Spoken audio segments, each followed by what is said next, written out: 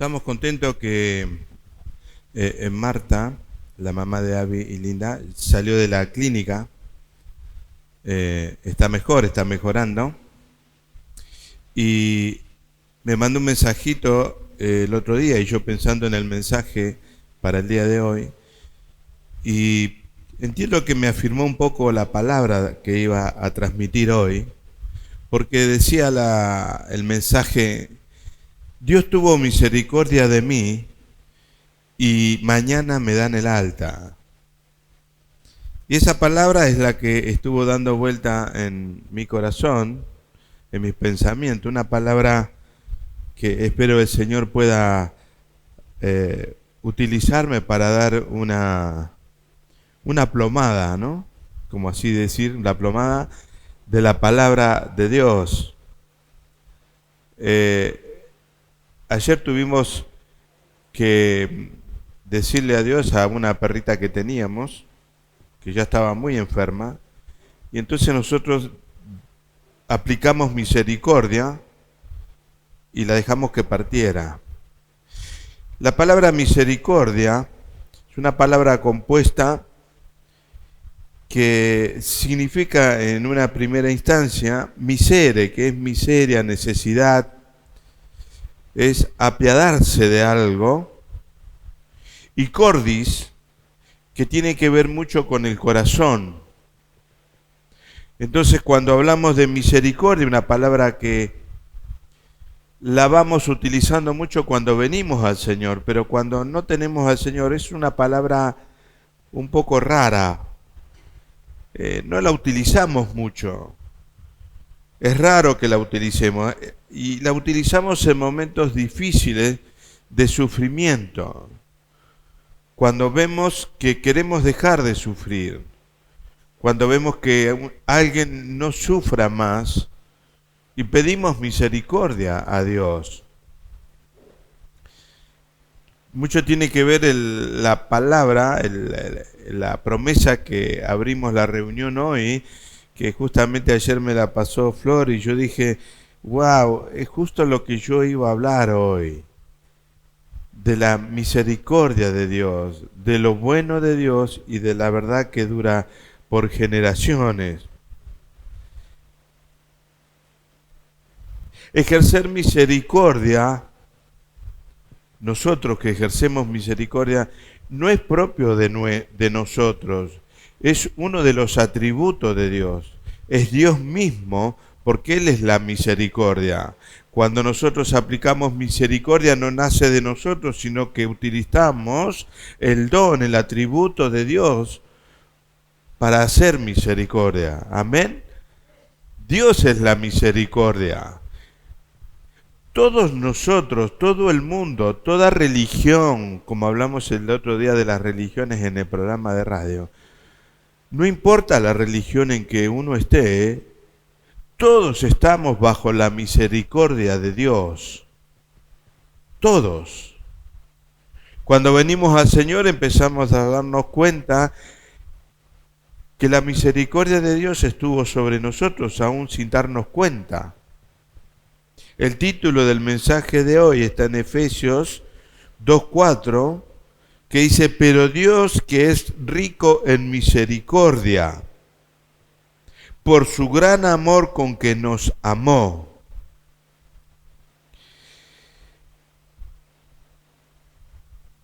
En Santiago, la epístola de Santiago nos muestra un poco, digamos, el componente de la misericordia. Dice que esto contiene sabiduría de lo alto. Y dice en Santiago capítulo 3, versículo 17, dice así: pero la sabiduría que es de lo alto es primeramente pura, después es pacífica, amable, benigna, llena de misericordias y de buenos frutos, sin incertidumbre ni hipocresía. Esta epístola describe de alguna manera la misericordia de Dios que está sobre todos nosotros. Todos nosotros necesitamos de la misericordia de Dios. Amén. Cuando no necesitamos de la misericordia de Dios, nos estamos introduciendo en uno mismo, en donde yo puedo, en donde yo salgo, en donde yo voy a poder, en donde a mí nadie me va a decir lo que tengo que hacer, en donde yo puedo hacer lo que quiera y nadie me tiene que dirigir. Y ahí no estamos alejados de Dios. Por eso es que necesitamos nosotros de la misericordia de Dios todos los días. Amén. El Salmo 103 dice así. El Salmo 103, 10 y 11 dice así. ¿No ha hecho con nosotros conformes a nuestras iniquidades y nos ha pagado conforme a nuestros pecados? Hemos pecado. Vivíamos en pecado, pero Dios no nos paga con lo que nosotros hemos hecho. La misericordia de Dios va más allá. Es tan grande la misericordia de Dios que hoy estamos aquí y somos pecadores y le faltamos a Dios. ¿Sí o no? Pero la misericordia de Dios se hace que hoy amanecimos y nos dio un nuevo día, porque la misericordia de Dios se renueva cada mañana sobre todos nosotros. Amén. Pero cuando hablamos de la misericordia de Dios, hablamos de que salimos de un sufrimiento, de una situación física, de una enfermedad, de una situación donde estamos entre la espada, y yo digo entre la espada y Dios, no entre la espada y la pared. Una situación crítica donde no todos llegamos a clamar misericordia de Dios. Cuando uno ha visitado a algunos enfermos, en los últimos momentos de su vida, para que no sufran más, pedimos misericordia de Dios. ¿Es así o no? Y Dios a veces escucha y a veces no. Decimos que Dios es la misericordia, pero ¿por qué Él permite que muchos hijos sufran? Una esposa con 3 hijos, una hermana, 38 años, le apareció un cáncer fulminante y le dieron 2 años de vida. Y no llegó a los 2 años. Y oramos por ella. Clamamos misericordia por ella. Pero no vivió. He visto otros milagros menores y otros mayores también, donde Dios obró, pero en este caso Dios no obró, no aplicó, no vino sobre esta persona la misericordia. Un matrimonio, una parejita de novios, hace varios años, precioso, él toca el teclado, un noviazgo precioso en el Señor, una alegría. Se casaron, se fueron de luna de miel y cuando volvieron, fueron a la costa donde estaban los padres que los invitaron a pasar unos días más con ellos, pero en la ruta hubo un accidente y ella salió despedida del auto y murió instantáneamente, viniendo de la luna de miel. Un pastor con un ministerio enorme, con miles de personas, con un ministerio establecido, con muchas bendiciones de Dios. Fue invitado a un congreso donde él asiste con su esposa y con sus 2 hijas. Y ese avión se viene abajo y muere este pastor con toda su familia. Una chica que conocí que adoraba a Dios con todo su ser y tocaba el teclado. Y cuando ella tocaba el teclado nos inundaba la adoración. La última vez que la vi fue en una reunión de pastores y le apareció un cáncer fulminante. Oramos por ella, clamábamos todos por ella, los pastores, Y ella terminó muriendo en los brazos de la madre, mientras la madre le cantaba. Adoraba a Dios la madre, mientras tenía a su hija y ella muere. ¿Es bueno Dios? ¿O no es bueno? ¿Por qué Dios permite el sufrimiento de sus hijos? Cuando se lleva a alguien de la familia, que es la columna, ese sostén de la familia, y no se encuentra respuesta. Porque muchas veces lo que Dios hace para nosotros no tiene sentido. Para Dios sí. Pero todo tiene un propósito cuando nosotros estamos en las manos de Dios. Cuando estamos en sus manos, Dios está tratándonos con propósito. Amén. Cuando nosotros venimos al Señor, le decimos que Él es soberano sobre nuestra vida. Y Él decide sobre nuestra vida qué es lo que va a hacer. Muchas hermanas que han partido con el Señor entre nosotros, que las hemos escuchado hablar en su estado de enfermedad, estar conforme con la voluntad de Dios de su sufrimiento, porque estaba en las manos de Dios. Y eso nos ayuda a lo que a veces flaqueamos en la fe, ¿no? ¿Y dónde está Dios cuando sucede esto? Porque aquel que no tiene a Dios no te ha dicho, ¿y dónde está Dios entonces? Fíjate cómo sufre. Un ateo dice, yo no creo en Dios porque un Dios bueno, un Padre bueno no dejaría sufrir a sus hijos. Pero Dios es Dios de misericordia. Dios permite el sufrimiento en sus hijos porque el sufrimiento es parte de la vida del cristiano. Aquel que no tiene a Dios también sufre, pero no es lo mismo sufrir en Cristo y con Cristo padecimientos que sin Cristo, sin Dios. Porque como decíamos el otro día, en situaciones difíciles se busca una salida, se busca un camino y a veces esos caminos no son caminos buenos y son caminos de muerte. Y se busca en religiones, se busca en algún lugar una salida para salir del sufrimiento de la situación en que estamos. ¿Están conmigo? Cuando estamos en el Señor y aparece algo que no esperábamos, lo primero que pensamos es, bueno, es que será por algún pecado. No pensamos en el plan de Dios, decimos, y algún pecado debe haber.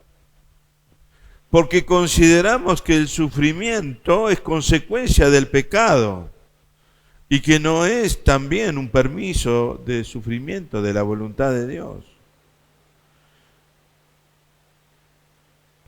Cuando Jesús estaba en el huerto de Getsemaní orando al Señor, a Dios Padre, después de lo que había padecido y lo estaban persiguiendo, él orando a Dios le dijo, Padre, si es posible, ¿qué dijo?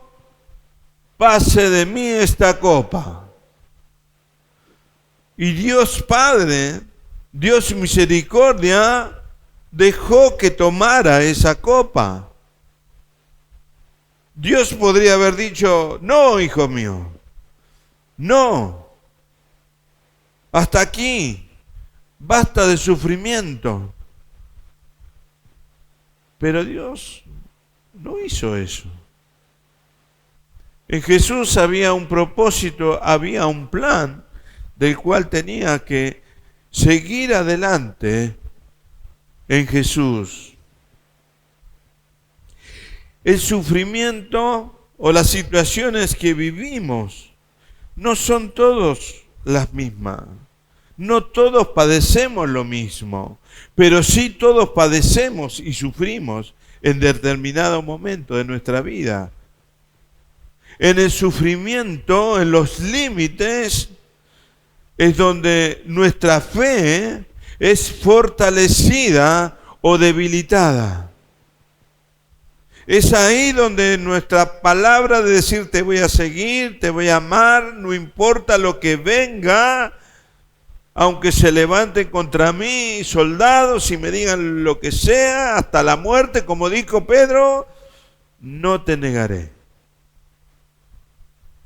Pero también hemos visto a muchos hermanos a lo largo de los años que cuando Dios actuó de esta manera o permitió que se actuara de esta manera en su vida, se apartaron de Dios y no aceptaron la voluntad de Dios. Cuando venimos al Señor nos sometemos a su soberanía. Ya no somos dueños ni de nuestro cuerpo, ni de nuestros bienes, ni de nuestras posesiones que tenemos, nada. Hoy podemos tener una empresa, una fábrica y en 10 días no tener nada. Y Dios sigue siendo Dios y Él sigue siendo soberano. Y el cristiano fortalecido en la fe le dice amén a lo que Dios está llevando a cabo en cada uno de nosotros. ¿Es así o no?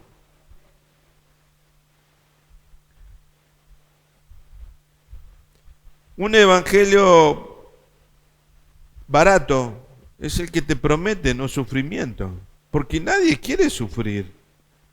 Pero nosotros seguimos el camino de sufrimiento en cada uno de nosotros, también del camino de Cristo que Él sufrió, el camino del Gólgota, de sufrimiento, de la cruz. Y lo vamos a llevar, hermano. Aunque no quieras, Dios tiene un plan sobre tu vida. Y no te estoy dando un mensaje negativo, sino positivo en Dios, porque hay un propósito que Dios está obrando en tu vida en esa situación.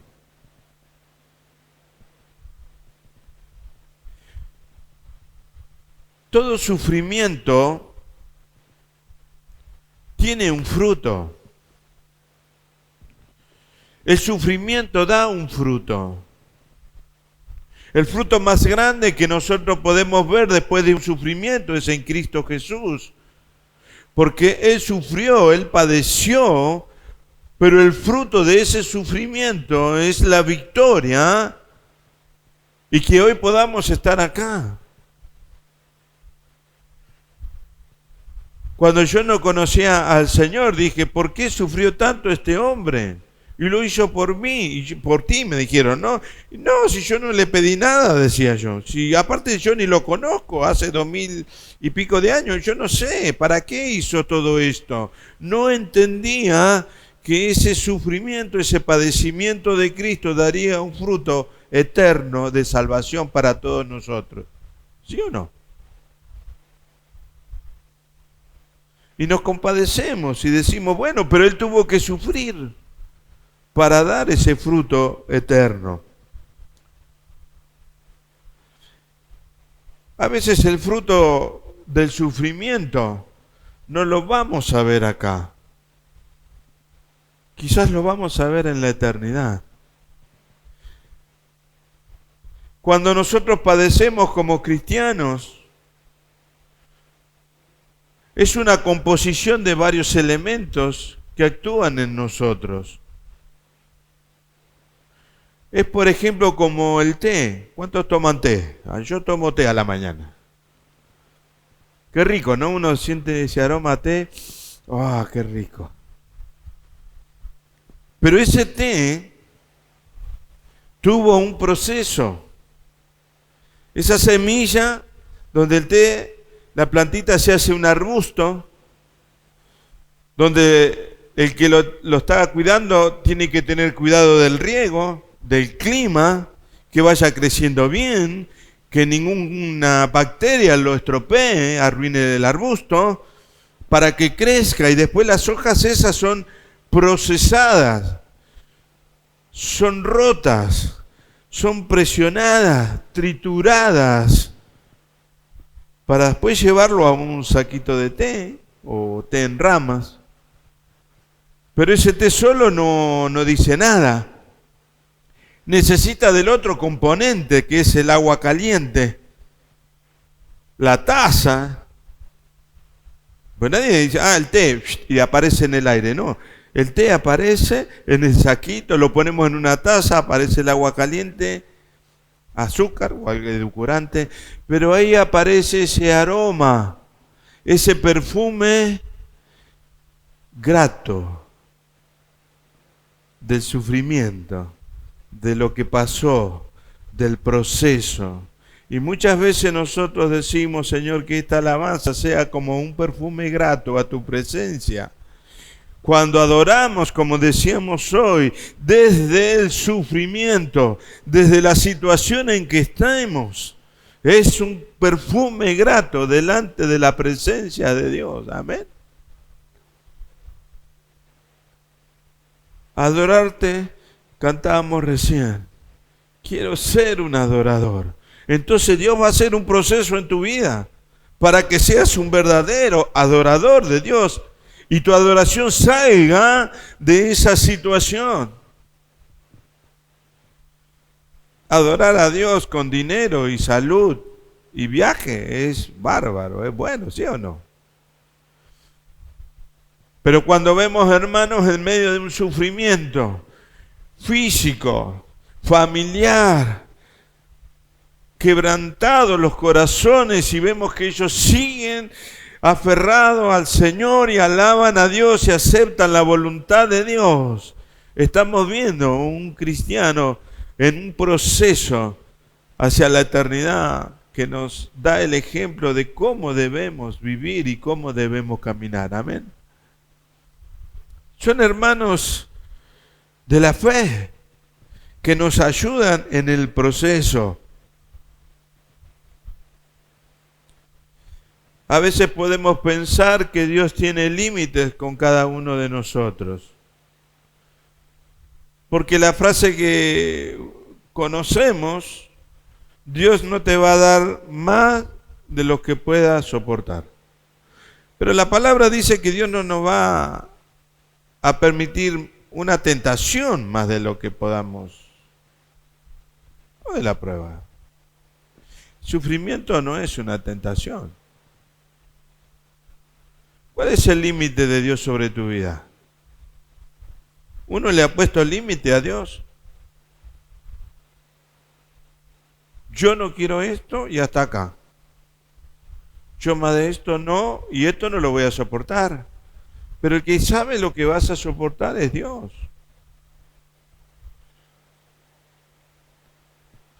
Es la esencia de lo que vos tenés como cristiano interiormente. Para Dios no hay límite en tu vida. En la mía tampoco. Dios es el que decide sobre tu vida. Amén. Y Él va a hacer que en tu vida aflora todo tu interior, toda esa fuerza interior, toda esa fe que tenés adentro. Cuando tenemos crisis, cuando hay sufrimiento, padecimiento, a veces la fe se perturba. La esperanza que tenemos en Dios parece que no tiene fondo, no tiene un piso y no aparece la esperanza y parece que Dios no está. Y parece que estamos como Jesús cuando dijo, Padre, ¿por qué me has abandonado? ¿Sí o no? No sé cuántos de los que estamos acá podemos haber pasado por momentos difíciles. Con mi señora, quizás el momento más crítico fue cuando perdimos al bebé en la panza de 5 meses y tuve que ir a buscar a mi señora a la clínica que me avisaron y salimos de ahí con un bolso vacío, con los brazos vacíos, con mucho dolor en el corazón, porque habíamos esperado muchos años, 11 años, para que viniera mi primera hija, y cuando vino el segundo embarazo había mucha ilusión en nosotros. Habíamos esperado mucho tiempo, pero Dios decidió llevárselo antes que naciera. Pero nosotros pensamos que era la voluntad de Dios y que Dios sabía por qué lo hacía. Seguimos alabando a Dios y sirviendo a Dios, porque las circunstancias que nos rodean no dependen si de eso sirvo a Dios, si alabo a Dios o adoro a Dios. Porque si las circunstancias son lo que sostiene mi fe, el día que la circunstancia cambia, se perdió la fe. Job sabía mucho de esto. Él padeció de esto. Job perdió todo lo que tenía, menos la fe y la confianza en Dios. Amén. Conocemos la historia de Job. ¡Wow! Es muy duro, es muy fuerte. La esposa, los hijos, enfermo de lepra, perdió todo lo que tenía. Miren, en Job, capítulo 2, 10, dice, estaba la esposa al lado, leo desde el 9 en adelante, dice, entonces le dijo su mujer, ¿aún retienes tu integridad? Maldice a Dios y muérete, le dice. Porque veía que Dios había permitido que él perdiera todo. Y él le dijo, como sueles hablar cualquiera de las mujeres fatuas, has hablado. ¿Qué? ¿Recibiremos de Dios el bien y el mal no lo recibiremos? En todo esto no pecó Job con sus labios. ¿Recibiremos lo bueno de Dios y lo malo no? Si me das algo malo, no te sigo más, no te adoro más. Cuando estamos en la voluntad de Dios, Dios obra. Cuando estamos en un momento difícil y de sufrimiento, que no entendemos lo que Dios ha hecho porque nuestra mente es finita, la falta de significado del propósito ese en mi vida es lo que me hace la situación intolerable. Porque si a mí me dicen que voy a pasar por este proceso y este va a ser el fruto, yo tengo paz interior, conforma mi alma, saber que va a terminar. Pero cuando sucede algo y no sabemos el fruto, no sabemos el final, el tiempo es interminable. Las preguntas a Dios no terminan nunca. Dios, ten misericordia de mí, se clama cuando no tenemos nosotros un significado de lo que Dios está haciendo en nuestra vida. Las crisis y los sufrimientos sacuden cualquier fundamento cristiano que tengamos. Esto es lo que nos sacude cuando una persona queda sola, cuando una mujer queda viuda, cuando el hombre queda viudo, cuando muere uno de sus hijos, cuando pasan situaciones que no esperábamos de la mano de Dios, porque todos decimos, Dios nos guarda, ¿sí o no? Y Dios nos cuida, y es verdad, Dios es bueno, Dios es bueno.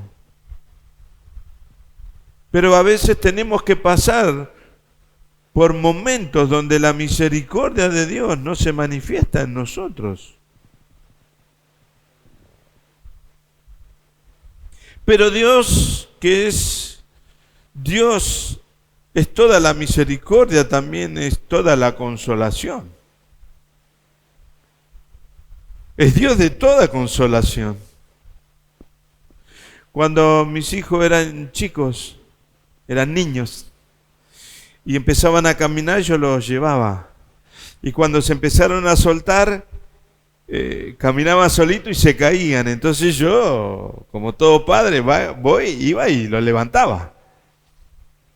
Lo tocaba, un besito. Pero a medida que iba creciendo, yo empezaba a alejarme para que se levantara solo y él pudiera levantarse. Porque si no, hoy tendrían 22 años y está esperando que papi o mami lo levante del piso. Si yo no lo dejo que él se levante con su propia fuerza, si no está papi o mami, va a buscar a alguien que lo levante del piso. Nuestro refugio en medio del sufrimiento es el Señor. Él es nuestro castillo fuerte. Él es nuestro pastor que aunque andemos en valles de sombra y de muerte, no temeremos y no tendremos problemas. Él es el que en momentos de sufrimiento nos va a dar el agua que necesitamos. Pero para que el Señor se convierta en el pastor en medio de un sufrimiento, yo tengo que comportarme como una oveja. No como un cabrito, como una oveja que va como al matadero. ¿Sí o no? Yo quiero que el Señor sea mi pastor, bueno, yo tengo que ser oveja. Estar en su redil. Aceptar la voluntad de Dios.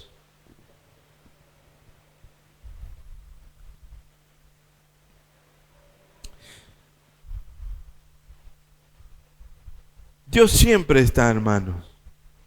Dios escucha todas las oraciones.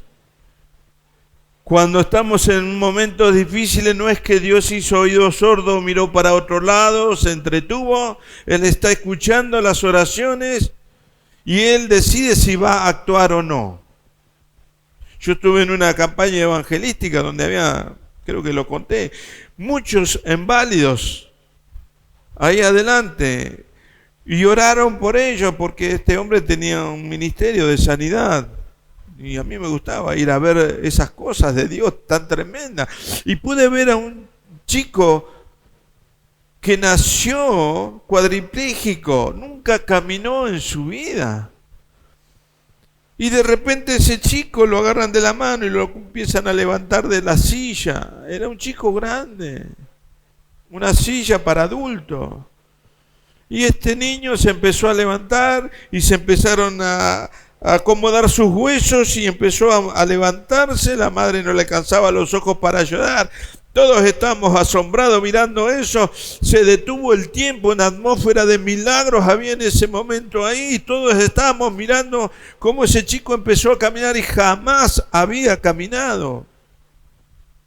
Dios tuvo misericordia de él, ¿sí o no? Pero habían otros tantos que ninguno se levantó. Y yo esa noche me vine de allá pensando y dije, Señor, ¿y lo demás por qué no? ¿Por qué no? Porque hay un plan de Dios, hay un propósito de Dios, hay un proceso en cada uno de nosotros cuando Dios está actuando.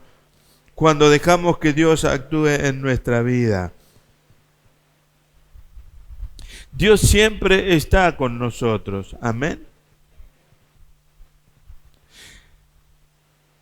En un pueblo estaba una familia con su hijo y 2 estaciones más de un tren que iba hasta allá, vivía la abuela. Y siempre visitaban a la abuela, iban al tren, 2 estaciones bajaban, visitaban a la abuela. Pero un día este niño, creciendo, ¿vieron? Cuando empiezan a sentirse hombrecitos, ¿no? Dice, bueno, yo ya puedo solo, yo ya sé, déjenme solo. Y le insistió tanto a los padres de que quería ir a ver a su abuela él solo en tren. Y al principio no quería, son muy niños, son muy chicos, tenés que tener cuidado. Y él, no, yo quiero ir, yo quiero estar, yo quiero ir, yo ya sé lo que tengo que hacer. Y decidieron que vaya. Así que fueron hasta la estación, le dieron un beso al nene, le sacaron el boleto, 2 estaciones más tenía que bajar. Pero el padre, antes que suba al tren, le da un papelito escrito y le dice, tomá, guardalo en el bolsillo, tenelo, por si lo necesitas. Y el nene subió al tren, todo un hombre, y el tren arrancó y vio que los padres se quedaban y lo inundó el temor. Solo. El miedo. Se puso nervioso. ¿Cómo voy a bajar? ¿Dónde sé dónde bajar? No conozco a nadie, nadie me conoce. Empezó a tener miedo, se empezó a confundir, no sabía qué hacer, si en qué estaciones bajar, y se acordó que el padre le había dado un papel y le dijo que lo leyera en determinado momento. Así que él metió la mano al bolsillo y cuando abrió el papel decía el papá: yo estoy en el último vagón, en el mismo tren, yo estoy en el último vagón. Y ahí entendió el nene que el padre estaba y que lo dejaba que anduviera solo, pero que Dios estaba. Aún en medio de cualquier circunstancia que nos vemos nosotros de incertidumbre, Dios está. Dios está ahí tan cerca, como dice la canción, como el aire que respiramos. Amén. Dios está, hermano. Dios es un Dios de toda consolación. En Lucas capítulo 11, 10, dice así: porque todo aquel que pide recibe, y el que busca halla, y al que llama se le abrirá. Y lo dijo Jesús mismo para que tengamos confianza y esperanza en Dios, pero aceptar la voluntad de Dios en cada uno de nosotros. Amén. ¿Están de acuerdo conmigo? Dios sigue siendo bueno. Dios sigue estando. Dios permitió el propósito y el proceso en Jesús, su Hijo amado, para que diera un fruto como el que dio. Un gran sacrificio genera un gran poder. Un gran sacrificio genera un gran fruto.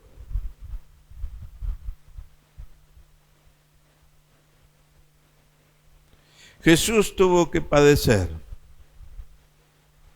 Nosotros vamos a padecer también. Jesús tuvo que morir. Nosotros tenemos que morir también. Primeramente, espiritualmente y después físicamente. Pero espiritualmente tenemos que morir.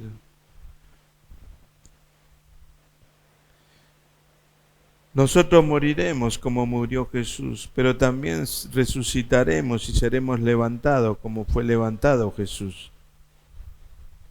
Dios le levantó de los muertos a Jesús y lo resucitó, y nosotros estaremos juntamente con Él en gloria y veremos las cosas pasadas que ya fueron.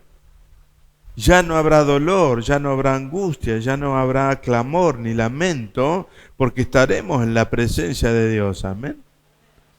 Dios es un Dios de misericordia, Dios bueno, pero Dios tiene un propósito de Dios en cada uno de nosotros.